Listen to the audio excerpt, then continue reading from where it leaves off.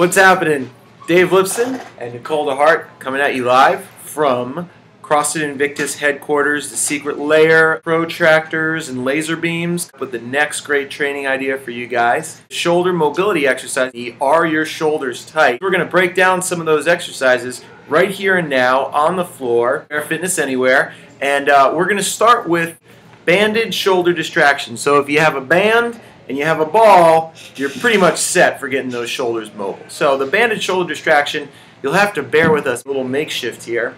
I would be essentially a squat rack, so to speak, and I'm going to hold this band up here for Nicole. Karate chop the band, wrap her hand so that's right around the back of the wrist, and then she's going to take a couple steps back, coming out into a lunge.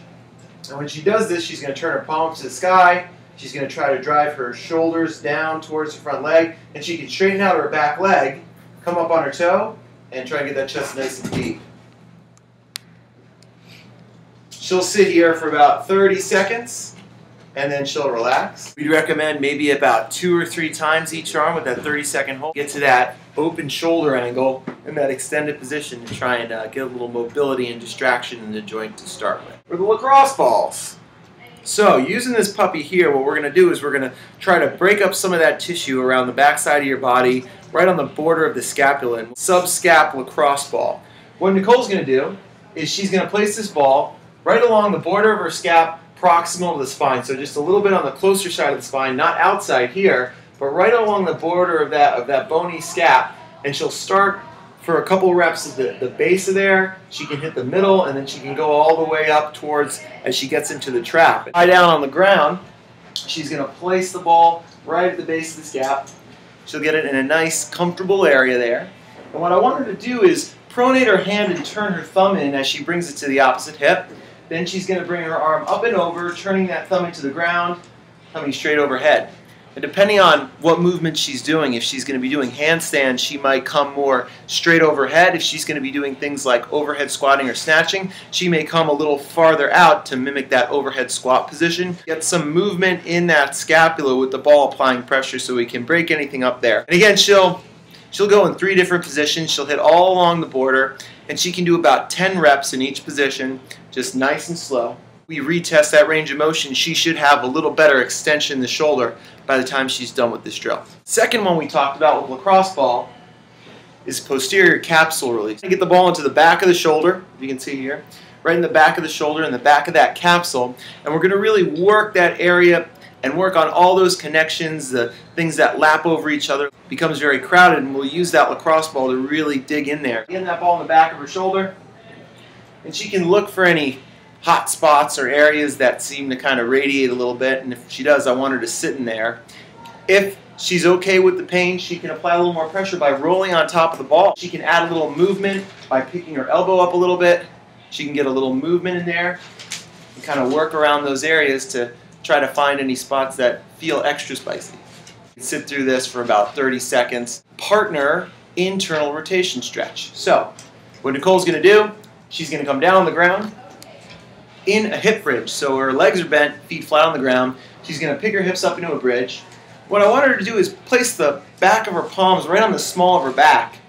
She's going to really try and pull those shoulders down and back, and I'm her partner. What I'm going to do is I'm going to take my thumb and index finger, and I'm going to really try and pin down those shoulders. As she comes down, she's going to super slow drop those hips to the ground, and she can take about 10 seconds to perform this. Nice and slow, just working on that internal rotation, getting a good true stretch through those rotators. 3 rounds through, maybe about 10 seconds nice and slow on the way down. If you don't have a partner, here's how you can do this on your own. Nicole can come to the ground. She's going to bring one arm up to 90 degrees. She's going to pull her shoulder back nice and tight. And what I want her to do is roll on top of that shoulder. And now she's going to try and force her palm to the ground as she assists herself with her opposite arm. Too forced, it shouldn't feel excruciatingly painful, but we just want a little bit of assistance at the bottom to try and slowly increase that range of motion when we're looking at the internal rotation. This has also been called the sleeper stretch, just a basic shoulder stretch. We'll have to do a little makeshift here, so I'm gonna grab a big bin. So we said that you could use a 24-inch box to do this. We're just gonna use kind kind of like a bin we saw lying around the office. Nicole's going to get about 3 to 4 feet away from the box. What I want her to do is place her palms on top, and from here she's going to drive her chest to the ground, just relaxing, getting that shoulder to open all the way. 30 seconds, just nice and relaxed. Get that shoulder open while keeping that belly tight, because we don't want to break at the rib cage. So even as she's doing this, she's keeping her abdomen braced. One of the last exercises we listed was called the reach roll lift, and this would probably come towards the end of your warm-up as you're getting ready to start to move around weight. It's a very isolated exercise to try and engage some of those muscles of the rotator cuff. Place her fist right on her forehead to keep her head nice and neutral. And what I want her to do with the opposite arm is she's going to crawl her arm forward, really reaching forward, pulling that arm out of retraction. Okay. Now from here she's going to roll her thumb up and lift her arm completely off the ground. 1 second hold, back down.